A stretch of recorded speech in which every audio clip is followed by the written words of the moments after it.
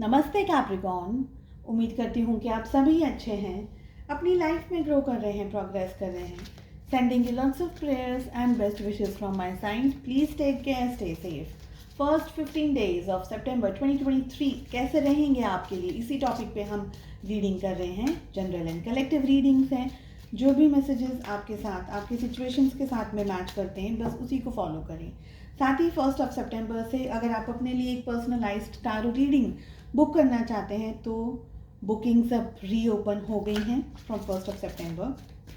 And अगर आप मुझे दूसरे सोशल मीडिया प्लेटफॉर्म्स पे फॉलो करना चाहते हैं तो सारी लिंक आपको इसी वीडियो के डिस्क्रिप्शन बॉक्स के अंदर मेरा व्हाट्सएप नंबर भी मिल जाएगा। चलिए, पहली एनर्जी हमारे पास आ रही है कंपैरिजन।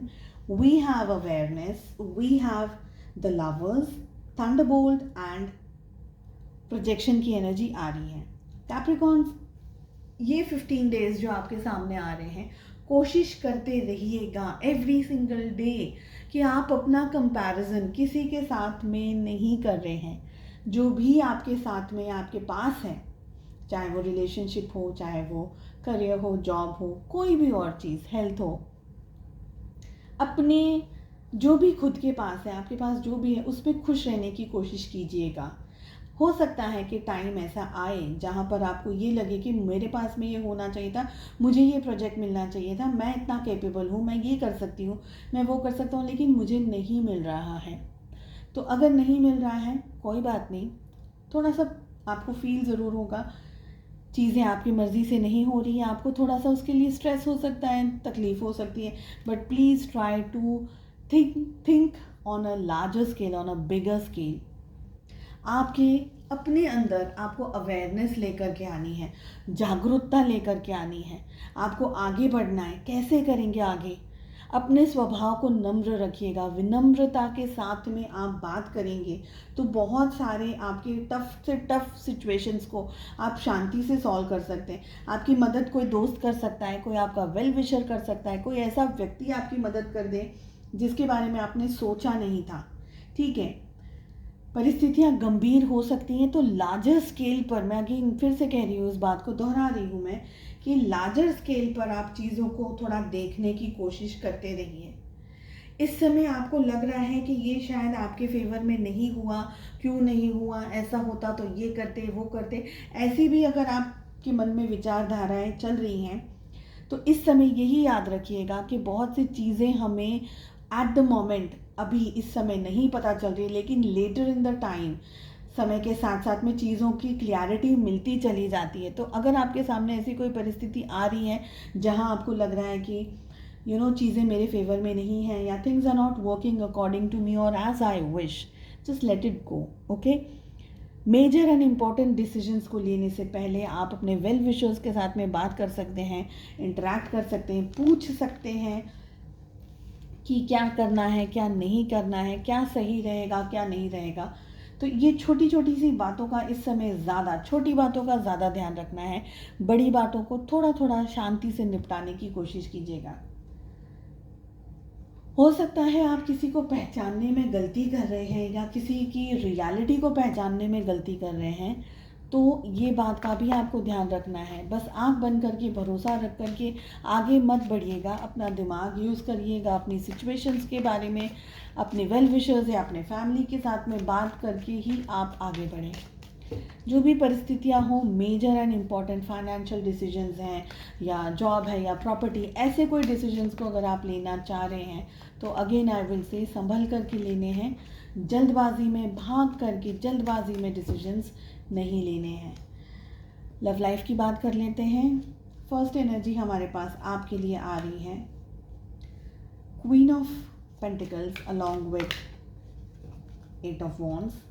आपके पार्टनर की एनर्जी आ रही है S of cups along with 5 of cups. Relationship की एनर्जी आ रही है the handman along with 4 of pentacles. Zodiac science की सबसे पहले बात कर लेते हैं। हमारे पास में we have Cancer, Scorpio, Pisces, कर्क, वृश्चिक और मीन राशि। We have Taurus, Virgo, Capricorn, वृषभ, कन्या और मकर राशि। And we have Aries, Leo, Sagittarius, मेष, सिंह और धनु राशि।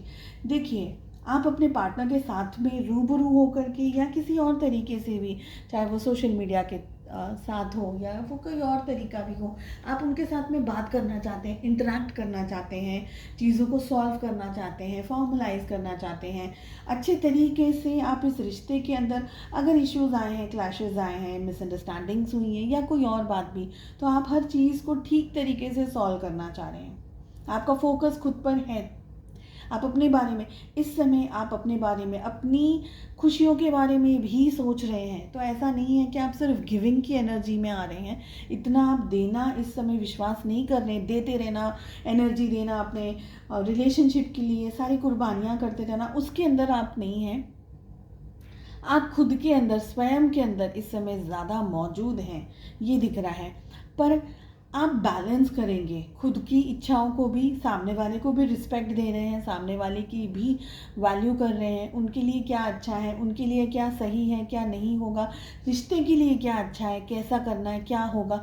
बहुत डिटेल में आप चीज़ों को देख रहे हैं, ऑब्जर्व कर रहे हैं और उन चीज़ों से आगे बढ़ना चाह रहे हैं। आपके पार्टनर रिश्ते में आगे आपके साथ में कमिटमेंट देने के बहुत स्ट्रॉन्ग मूड में हैं, यहाँ पर मुझे ये लग रहा है। बट समवेयर मुझे ये भी लग रहा है कि पास में आप दोनों के बीच में इश्यूज रहे हैं, क्लैशेस ऑफ एनर्जी रही हैं।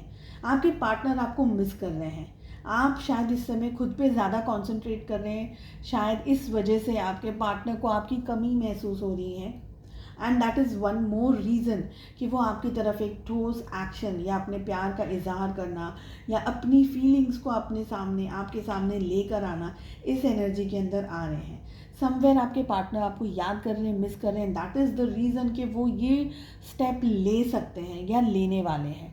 ओके, वो अपनी लाइफ में खुश नहीं हैं या किसी बात को लेकर के अपसेट हैं या आपकी वैल्यू को अब समझ पा रहे हैं, क्योंकि अब आप उनके पीछे नहीं लगे हुए हैं। आप उनको इतना ज़्यादा एनर्जी नहीं दे रहे, इतना ज़्यादा उनके पीछे पीछे नहीं दौड़ रहे हैं। आप दोनों ही एक दूसरे को याद कर रहे हैं, एक दूसरे के बारे में सोच रहे हैं, ख्याल कर रहे हैं, मिस कर रहे हैं एक दूसरे के और इस रिलेशनशिप के बारे में। बहुत सारी चीज़ों के बारे में भी आप लोगों का विचार चल रहा है, ये दिख रहा है मुझे। लेकिन अगर बात करें एक्शंस की, तो ठोस एक्शन आप दोनों ही नहीं ले रहे हैं। आपके पार्टनर लेना ज़रूर चाहते हैं, लेकिन they don't know what and how. तो ये क्वेश्चन व्हाट एंड हाउ नहीं मालूम, तो वो इंतज़ार करने में या प्रोबेबली जस्ट वेट करने में मजबूर हैं, ये दिख रहा है।